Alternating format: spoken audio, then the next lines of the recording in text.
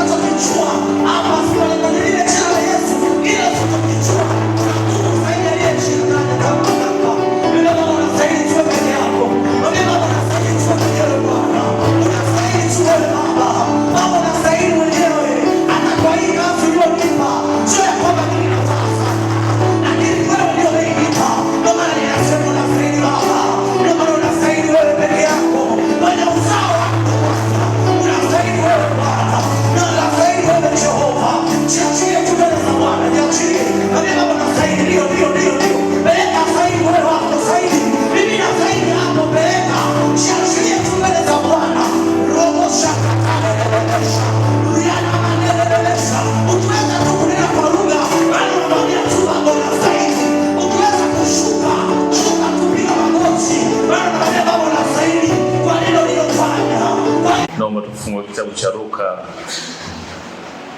Luka 11 mstari wa 11 mpaka 13.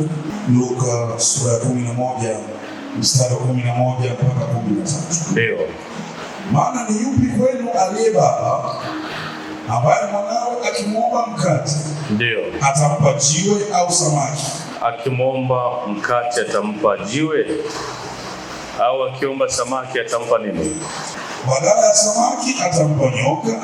Badala ya samaki atampa nyoka. Au akimwomba yai atampa nge. Atampa nge. Basi ikiwa ninyi mlio waovu, mnajua kuwapa watoto wenu vipawa vyema. Je, Baba aliye mbinguni hatazidi sana kuwapa Roho Mtakatifu hao wamwombao? Amina. Kuna mambo limetajwa mkate. Mkate kwenye Biblia unaiona mara nyingi sana kwenye Agano Jipya ukitajwa. Mkate unawakilisha nini?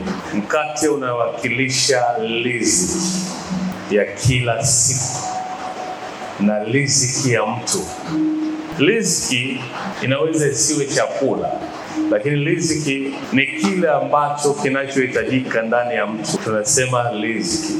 Kwa hiyo Biblia inasemaje? Inazungumza habari ya mkate, inazungumza habari ya riziki. Anasema nyinyi kama mababa, mtoto wenu akiomba mkate mtampa jiwe. Jiwe linawakilisha nini? Jiwe linawakilisha hali ngumu ama kizuizi cha riziki. Kwa tunaona Mungu anatoa mfano kwamba je, sisi kama binadamu tukiwa na watoto wakiomba mkate manake riziki, yani lile ambalo ni hitaji la huyu mtu kwa wakati aliyokuwa nao. Mungu anasema, je, mtampa jiwe? Mtampa kitu kigumu? Kutakuwa na ugumu? Badala ya kumpa riziki utampa mambo magumu. Lakini kitu kingine anazungumzia samaki. Samaki inawakilisha nini? Samaki inawakilisha kazi yako ya wewe. Umekuwepo hapa duniani, kuna kazi, kila mtu ana kazi ambayo Mungu ameweza kumpa hapa duniani ya kufanya. Lakini hatuzungumzii tu kazi, tunazungumzia habari ya hatima yako. Samaki ni hatima yako. Samaki ni utambulisho wako kwamba wewe ni nani hapa duniani. Unawezaje kama mzazi mtoto akaomba utambulisho wake kwamba yeye awe nani, alafu ukampa nyoka? Nyoka anawakilisha mjaribu ama shetani ama baba wa uongo. Yaani badala ya kupata kile ambacho ni cha kwako, unapata kitu kingine ambacho ni cha uongo, kama mwanamke alichofanyiwa uongo pale Eden. Pointi yangu ni nini katika eneo hilo? Mungu anazungumza nini? Mungu anazungumza kwamba kama sisi binadamu hatuwezi tukawapa watoto wetu hivyo, tutawapa vitu vyema, Ina maana Mungu hawezi kukupa kitu kibaya, hawezi kukupa jiwe, na hawezi kukupa kitu kikujaribu kiwe ni mzigo. Maana yake ni kwamba ukiona kuna nyoka, ujue sio mpango wa Mungu. Ukiona kuna jiwe, ujue sio mpango wa Mungu. Kwa hiyo Mungu hawezi kukupa kitu ambacho sio chema, lakini Mungu hawezi kukupa kitu ambacho ukihitaji. Atakupa kile ambacho unachokihitaji ndani ya maisha yako. Mimi wakati nipo kwenye shida ya nguvu za giza, nilikuwa nahitaji uponyaji, lakini kila sehemu nilipokuwa nahangaika nilikuwa napata unafuu na hali inarudi.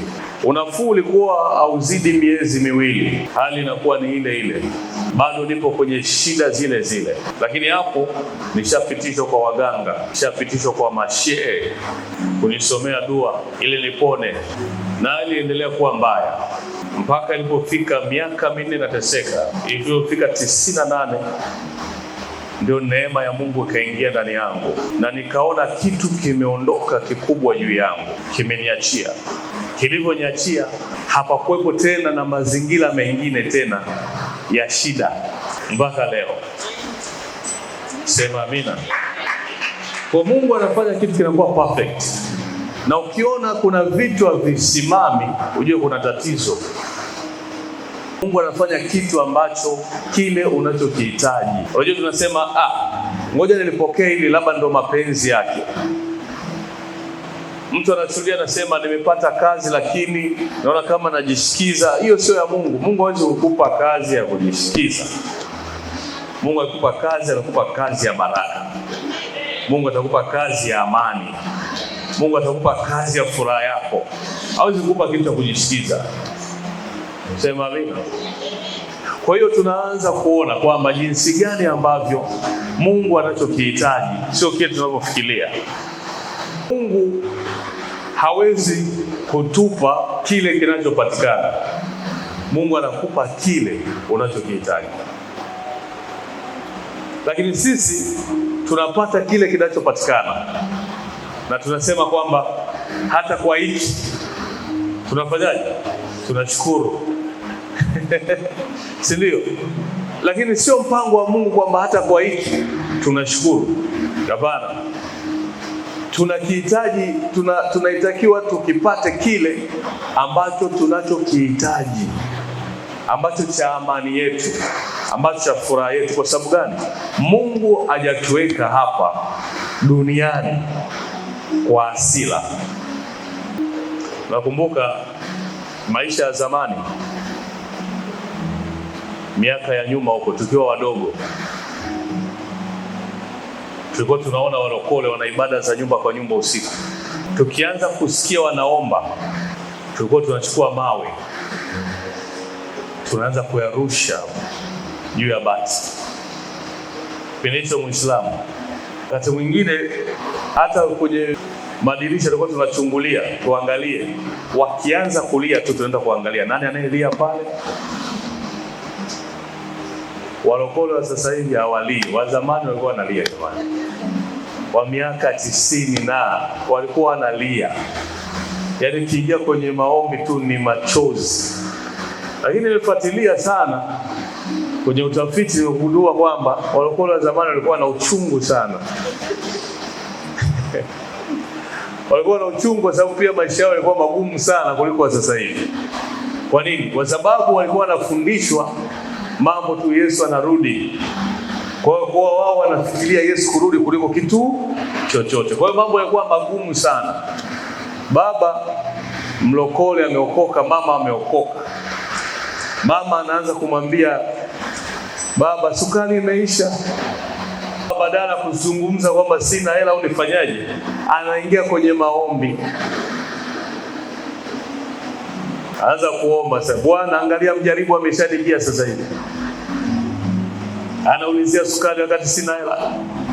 Na anajua hatuna hela huko ndani. Ili nijaribu.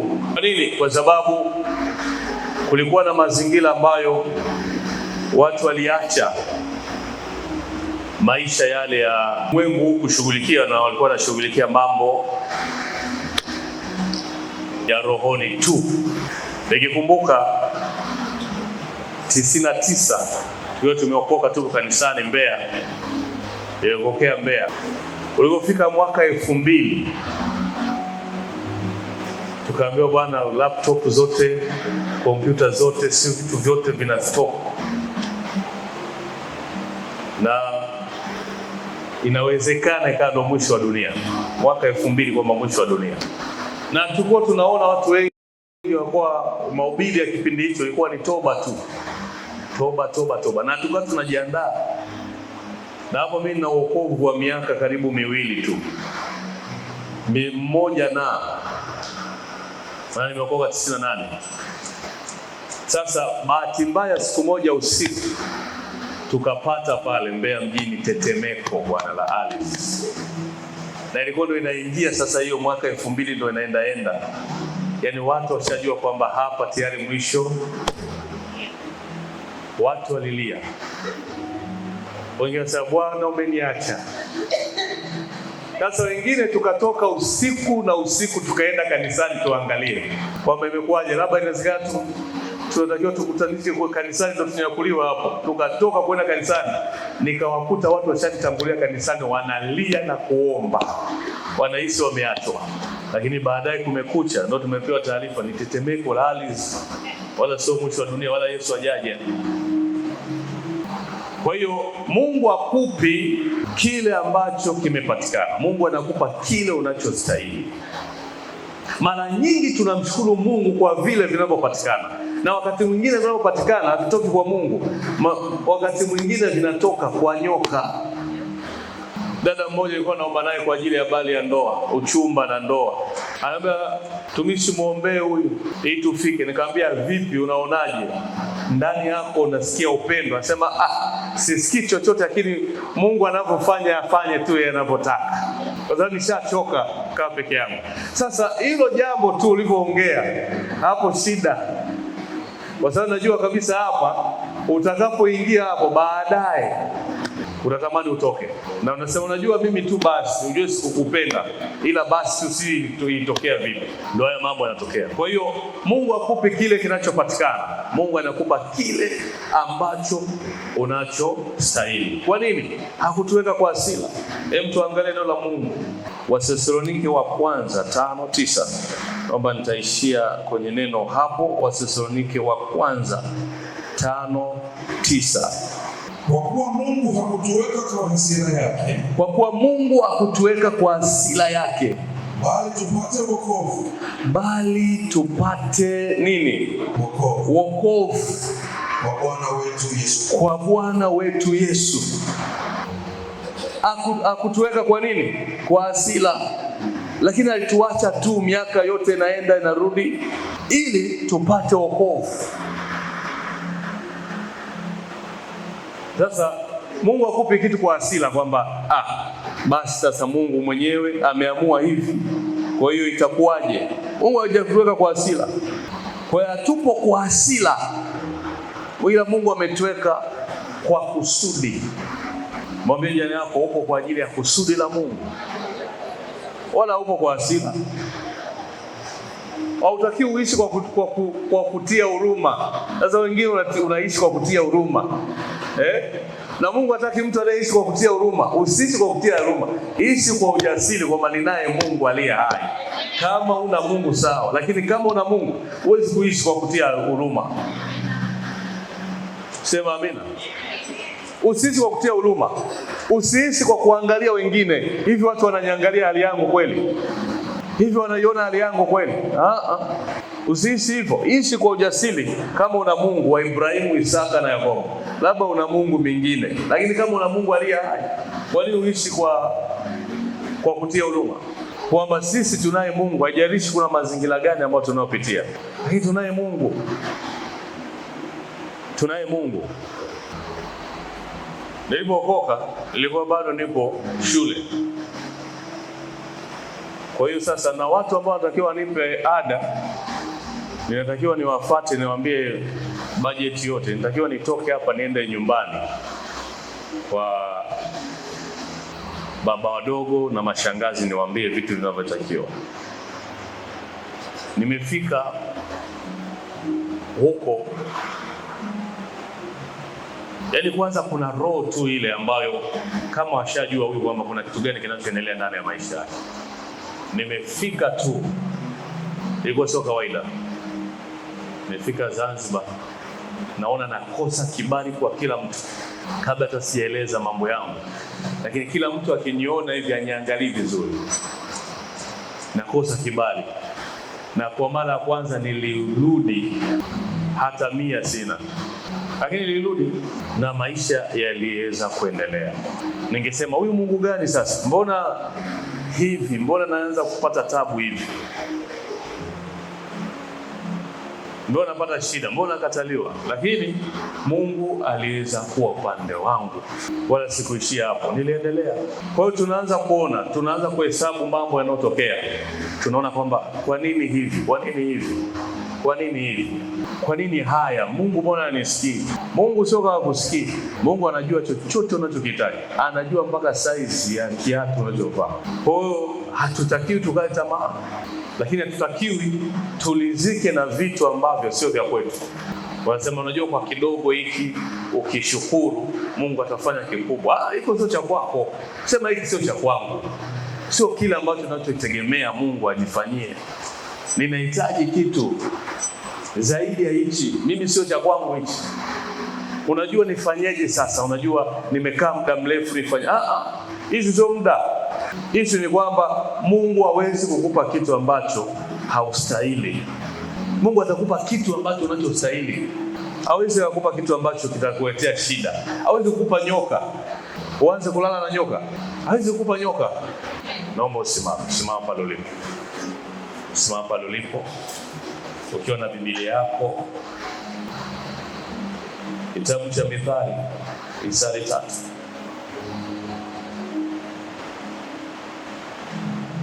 Mithali 3 mstari wa 4.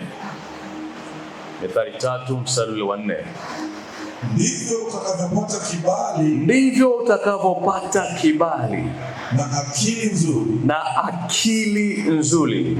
Mbele za Mungu. Mbele za Mungu. Na mbele ya wanadamu. Na mbele zao. Nani? Wanadamu.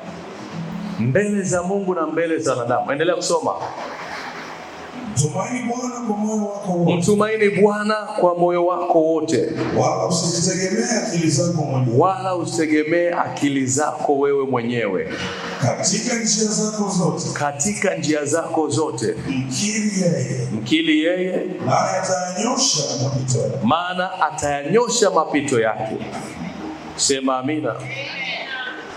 Usiwe mwenye hekima machoni pako. Usiwe mwenye hekima machoni pako. Yaani unaanza kujihesabia. Unajua imetokea hivi, kwa hiyo mimi naona Mungu ndo ameamua hivi kwa sababu ya hivi. Mche Bwana. Mche Bwana. Ukajiepushe na uovu. Ukajiepushe na uovu. Itakuwa afya mwilini pako. Ndio. Na mafuta mifupani mwako. Na mafuta mifupani mwako.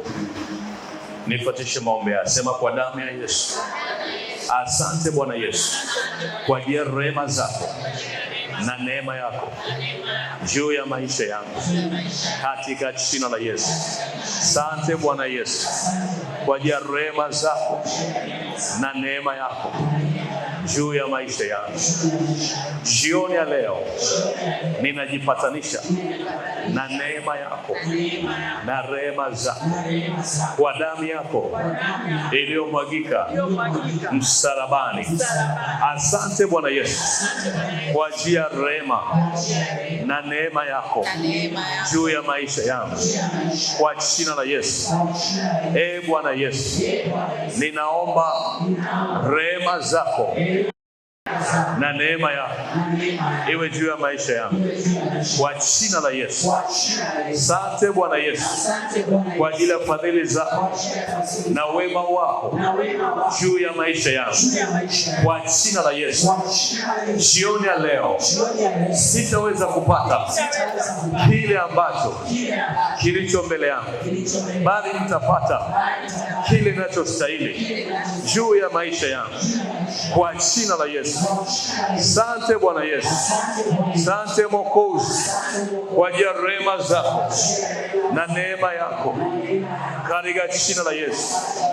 Asante Mwokozi, wewe ni Mungu wetu unayestahili, kwa jina la Yesu. Kwa damu ya Yesu ninakataa chochote ambacho sio cha kwangu kikaondoke. Ninahitaji lile ninalostahili juu ya maisha yangu. Kwa rehema zako na neema yako ninaenda kufungua hatima ya maisha yangu iliyofungwa, iliyokamatwa, kwa jina la Yesu. Kwa damu ya Yesu sitapata jiwe badala ya mkate, kwa jina la Yesu. Kwa damu ya Yesu ninafuta kila matokeo mabaya juu ya maisha yangu, kwa jina la Yesu. Asante Bwana Yesu kwa rehema zako na neema yako juu ya maisha yangu, kwa jina la Yesu. Asante Bwana Yesu kwa rehema hizi, na leo tunaombea uzima katika jina la Yesu. Hautokaa kitandani tena kama Bwana isivyo, Mungu wa Ibrahimu, Isaka na Yakobo. Sema amina. Kuna watu wanatumikia miungu, kuna watu wanatumikia miungu ama Mungu wao, ila sisi tunamtumikia Mungu wa Ibrahimu, Isaka na Yakobo. Sema amina. Unajua kwa nini Ibrahimu, Isaka na Yakobo? Manake mimi ni Mungu wa maagano, ambayo yule aliyekaa kwenye agano langu. Kuna watu hawapo na agano na Mungu. Sema amina. Na walitaja jina la Yesu, lakini hawapo kwenye agano la Mungu. Mtu mmoja aseme amina. Kuna watu tuliokoka, tulikuwa tunaogopa kurudi nyuma, kwa sababu tunajua tu majini yanatunyonga kabisa. Umekuta familia yako wote wa Kristo, familia yako wanaenda kanisani. Sisi wengine baba na mama hawaendi kanisani, wanaenda msikitini, na tunapata wokovu. Na mtu wa kwanza anakupinga ni mama, anakuambia acha mambo hayo. Wakati huo baba alishafariki, na baba angekuwa hai sijui ingekuwaje vita yake. Anakuambia acha kusikia, sitaki kusikia hayo mambo. Anafurahia umepona, lakini anafurahia uende kanisani. Lakini mama naye mzungumza hivyo, leo hii yupo mahali hapa, anakujaga mahali hapa, naye neema imekuja juu ya maisha yake. Sema amina. Tulikuwa tunaogopa watu kurudi nyuma, kwa sababu tunajua kwamba majini atatuua. Unasimama na Mungu, upende usipende, kwa sababu ndio kama uhai wako. Sema amina. Haleluya. Nyosha mikono yako juu. Sema kwa jina la Yesu. Asante Bwana Yesu kwa rehema zako na neema yako juu ya maisha yangu, kwa sababu maisha yangu umeyafungua jioni ya leo, kwa jina la Yesu.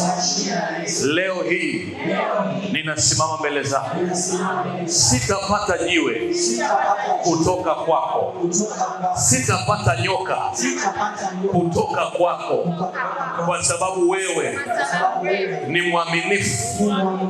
Nipo mahali hapa sio kwa hasira yako, nipo mahali hapa sio kwa hasira yako, bali kwa mapenzi yako, kwa jina la Yesu. Nami ninafungua hatima yangu kwa rehema zako na neema yako, kwa jina la Yesu. Asante Bwana Yesu, kwa sababu wewe umefanya makuu ndani ya maisha yangu, katika jina la Yesu. Asante Bwana Yesu kwa rehema na neema yako, kwa damu yako iliyomwagika msalabani. Ninaomba hii neema ikasimame juu ya maisha yangu, yangu katika jina la Yesu. Asante Bwana Yesu kwa sababu ya wema wako na rehema zako ni kuu sana ndani ya maisha yangu kwa jina la Yesu. Asante Mwokozi kwa sababu ya wema na fadhili zako katika jina la Yesu. Asante Bwana Yesu. Asante Mwokozi katika jina la Yesu. Sema mikono yako juu. Sema kwa damu ya Yesu. Asante Bwana Yesu kwa ajili ya rehema zako na neema yako. Ninatoa neno la mwisho, naomba uketi, ambao tunamalizia maombi. Na hili sasa linaenda kuangamiza chochote cha uchawi kilichofanyika juu ya maisha. Kinahusiana na mwaka huu. Kitabu cha Luka 19:26. Nawaambia, kila aliye na kitu atapewa. Bali yule asiye na kitu. Kila mwaka huu lazima uwe na kitu cha kwako special. Endelea kusoma. Bali yule asiye na kitu atanyang'anywa hata aliyofanyaje? Alicho nacho. Tena wale adui zangu wasiotaka ni watawale, waleteni hapa niwachinje mbele yangu. Wasiotaka ni watawale, waleteni hapa niwachinje mbele yangu. Kuna neno lingine nasema 1 Yeremia 19, naomba tusome hapo hapo. Yeremia 1:19.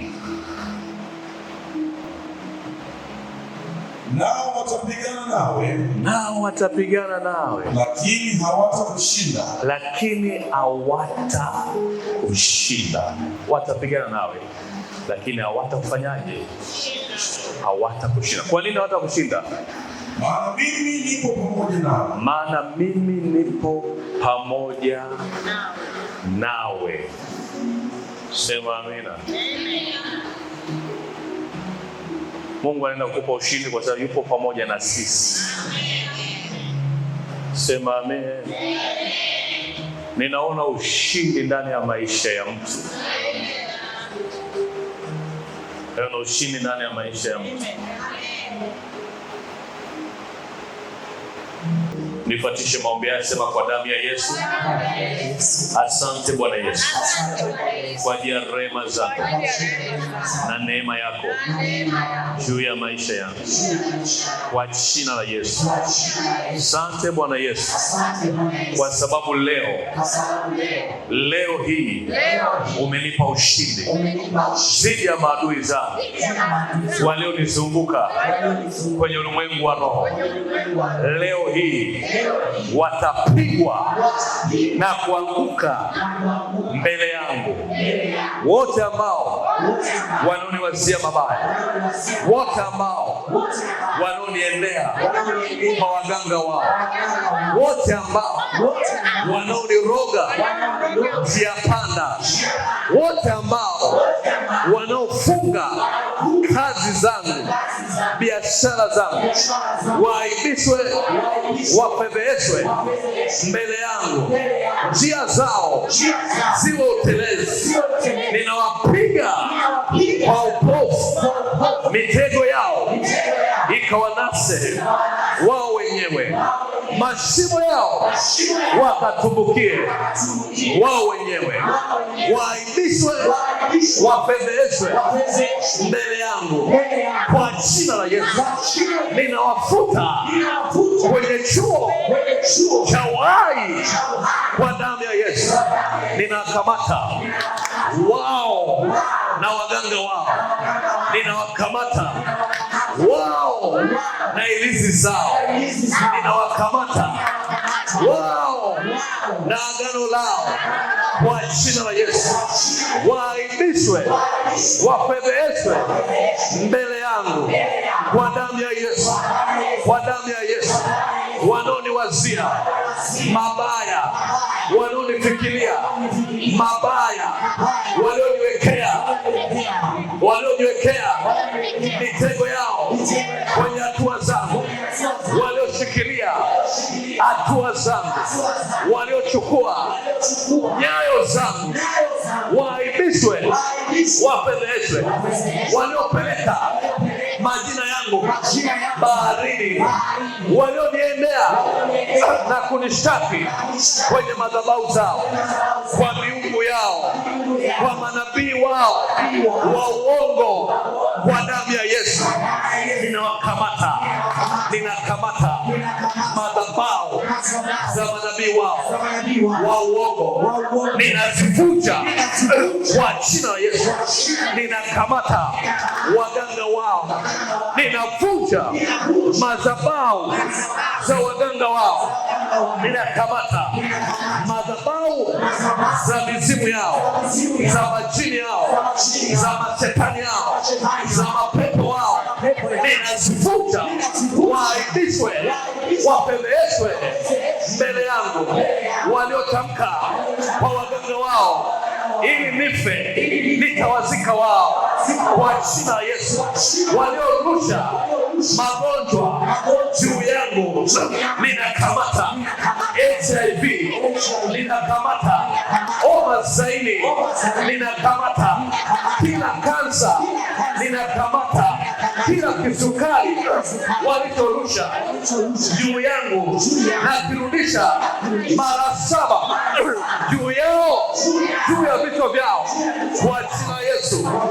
Ule mti walioniandaa ili kunitundika, na watundika wao kama Hamani ulipomtundika na familia yake kwa jina la Yesu. Inaikamata kila madhabahu iliyosimama inaoharibu mji huu wa Dar es Salaam.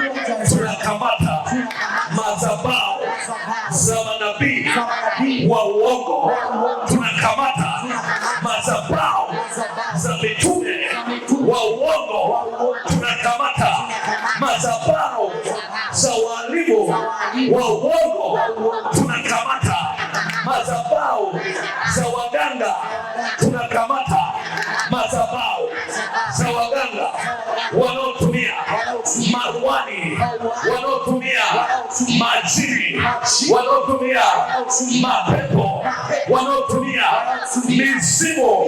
Tunavunja madhabahu zao, tunafungua malango ya jiji la Dar es Salaam liwe wazi kwa ajili ya Mungu aliye hai, Mungu wa Ibrahimu na Isaka na Yakobo, Mungu wa maagano, kwa jina la Yesu. Kila roho ya uongo tunaivunja kwa jina la Yesu. Haitatawala nafasi zetu. Mwaka huu ni mwaka wa kuchukua nafasi zetu. Tunakomboa kwa damu ya Yesu.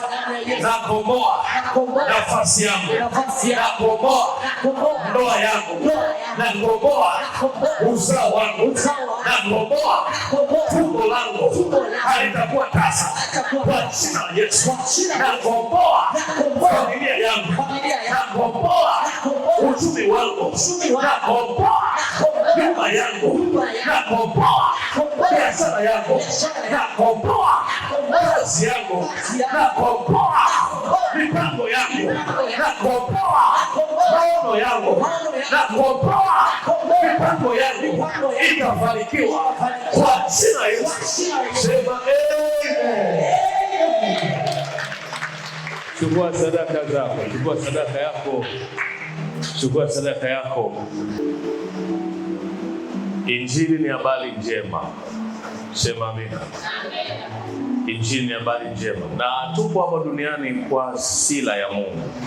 Tupo mahali hapa kumtambulisha Mungu aliye hai, na tunamtambulisha sio kwa maneno, hata kwa maisha yetu tuliyokuwa nayo. Kwa maisha tuliyokuwa nayo yanauzilisha Mungu tuliyokuwa naye ni mkuu. Niliwahi kupata jaribu 2003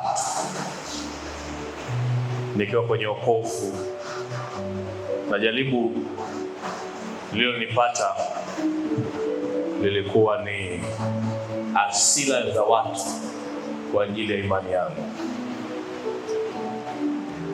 Watu wakaenda kununua mbuzi, wakachinja,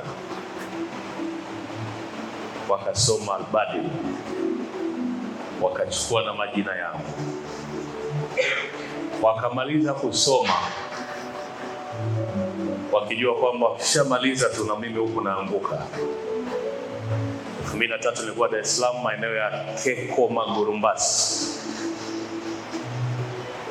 Miaka hiyo kulikuwa na kanisa pale DDC, kumbi wa DDC. Kuna ibada inafanyika pale na mimi nilikuwa pale. Nikasomea Al-Badil. Mara nyingi nilikuwa nafunga kwa sababu nilikuwa sikubariki nyumbani. Kwa nilikuwa siwezi kwenda nyumbani kula kwa sababu tayari nimeambiwa nikirudi niwe na taarifa nimeachana na mambo haya ya wokovu. Kwa hiyo nikiwa kwenye mfungo wa lazima, sio hiari kusema napanga hivi. Unafunga kwa sababu unaona kwamba hapa naweza nikapita mpaka muda fulani sijala. Ulinisaidia kunitia nguvu. Waliposoma Al-Badil kama Alhamisi ilikuwa, wakatoa na chinja mbuzi. Ijumaa inayofuata aliyesoma akiwa chooni, kabla hajafa, kwanza alituma salamu ya kutafutwa. Kuna mtu alikuwa ananitafuta. Miaka hiyo simu wachache nazo, ningetu hatuna simu, kwa sikupatikana. Lakini Ijumaa alianguka chooni yeye mwenyewe, akafa chooni. Wakamkuta damu zinatoka puani, masikioni, ameanguka. Wakasema hii si kuanguka tu, hiki ni kitu kingine. Kwani damu zitoke huku puani? Hapo ndipo ulipojengwa ushuhuda wa watu wa upande kule kusema alipo huyu jamaa yupo sehemu ambayo sio ya kawaida. Amen. Ndipo watu wakafikiri kwamba huyu ameanguka, ina maana na aliyenunua mbuzi, aliyotoa hela, na aliyechanga ataanguka. Asema mtafuteni, fanyeni naye amani kabla tujaanza kuanguka wengi hapa. Na ndipo ambapo nikakarishwa na watu wakaanza kusema sisi tuna amani na wewe, na uamuzi wako tuna amani na wewe. 2004 na tangia hapo mpaka leo amani ipo. Ukiwa na Mungu, jaribu uliokuwa nalo sio la kukuangamiza, bali kumuonesha Mungu wako ana nguvu kuliko hata ya kwako. Sema amina. Haleluya. Hatuogopi mabaya. Utaogopa mabaya kama umejichanganya. Ukijichanganya utaogopa mabaya, maana utapigika. Lakini kama una Mungu, huwezi kuogopa mabaya. Ukijichanganya utapigika kweli, kwa sababu utakuwa na milango ya Ibilisi kuingia na kutoka ndani yako na kufanya kile ambacho anachokihitaji juu ya maisha yako. Chukua sadaka yako, tumtolee Mungu. Ukiwa na shukrani, nitaibariki, utanipa mkono nibariki, kisha utaiweka hapo. Ukiwa na zaka, nitaibariki, kisha nitaiweka hapo. Ukiwa na sadaka kawaida, utaona kikapu hapo, utaweka.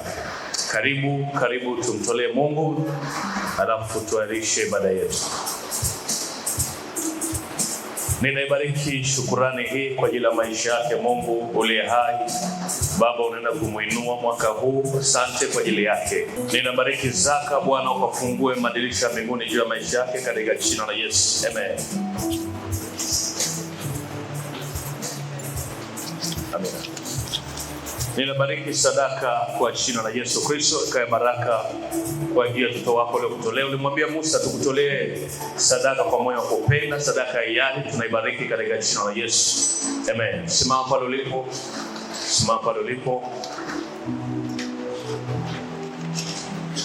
Nifuatishe maombi haya. Sema, kwa damu ya Yesu hakutakuwa na habari mbaya juu ya familia yangu, juu ya maisha yangu.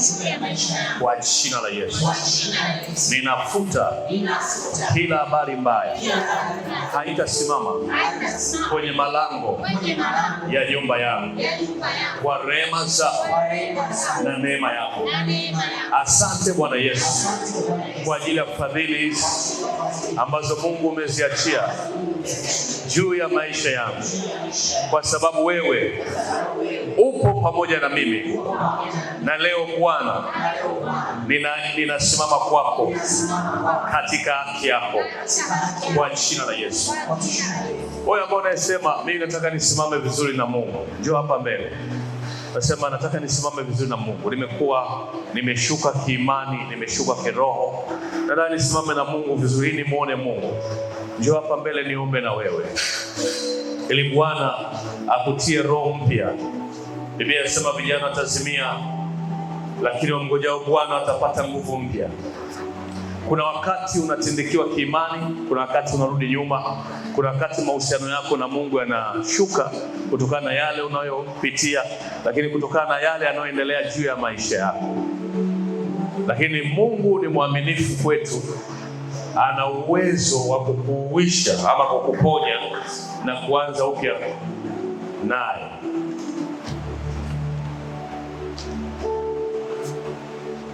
Nataka nimwombee huyo nyuma. Njoo hapa nikuombee. Njoo wewe mwenyewe. Njoo niombe na wewe.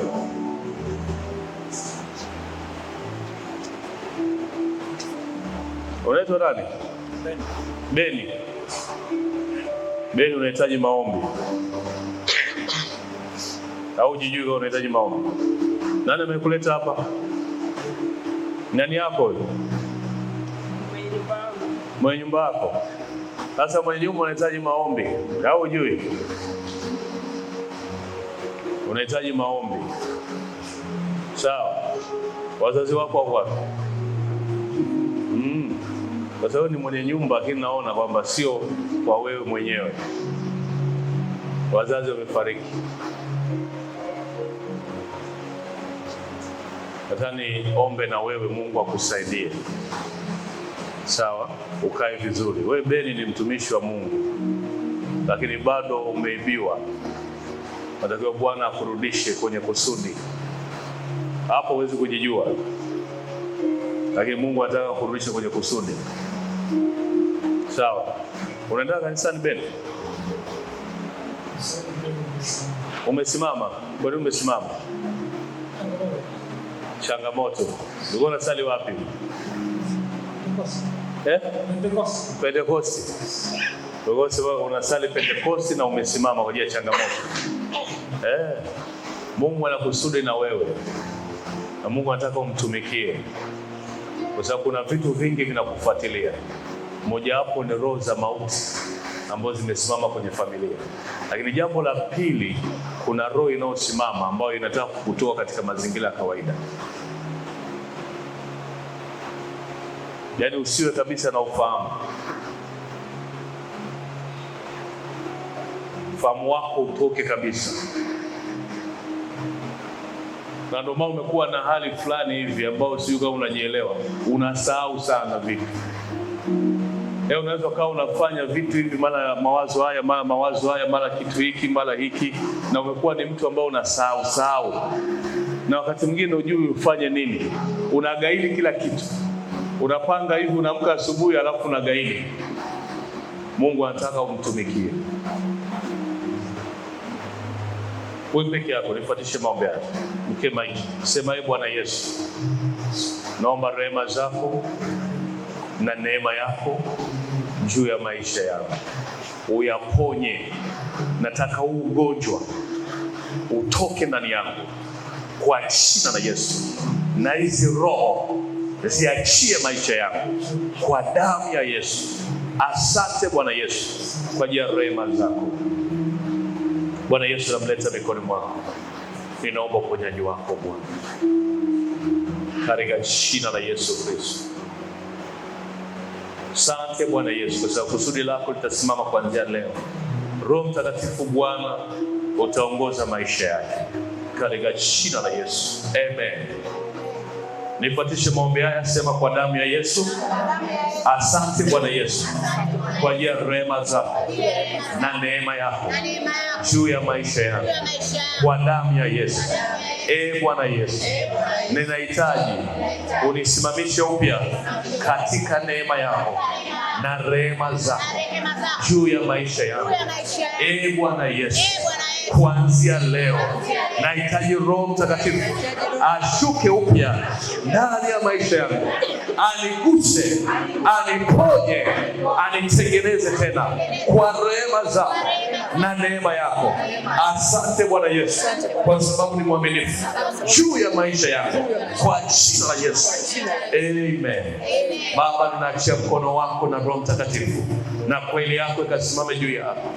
Mungu ulisema tajua kweli nayo itatuweka huru. Kweli yako ikasimame juu ya maisha ya watoto wako na ukaweke huru kwa damu ya Yesu.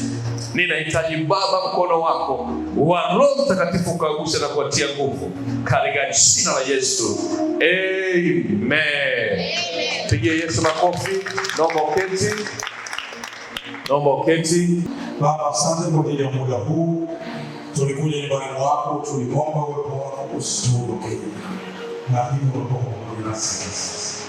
Maisha yetu yameinuliwa juu, tumeinuka. Tunakuomba kuungana kama washindi ambao wameshindana na kushinda. Asante kwa ajili ya ibada hii. Tutakwenda kuambukiza na wengine tabia hii ya kushindana na kushinda. Tembea pamoja nasi tunapokuja majumbani na wengine wanaelekea kwenye shughuli zao za hapa na pale. Wote tukae salama katika utukufu wako. Asante kwa ajili ya mtumishi wako Prophet Daudi Tabiri ambaye Bwana leo umemtumia kwa jinsi ya kipekee. Endelea kumtia nguvu, endelea kumuhuisha nafsi yake na ufahamu wake kila wakati. Linda afya yake na familia yake kwa ujumla katika jina la Yesu Kristo. Na wote tukawe salama ndani ya jina lako Yesu Kristo. Amen. Amen. Tushiriki neema Bwana wetu Yesu Kristo na upendo wa Mungu Baba na ushirika wa Roho Mtakatifu ukae nasi sote sasa na milele. Amen.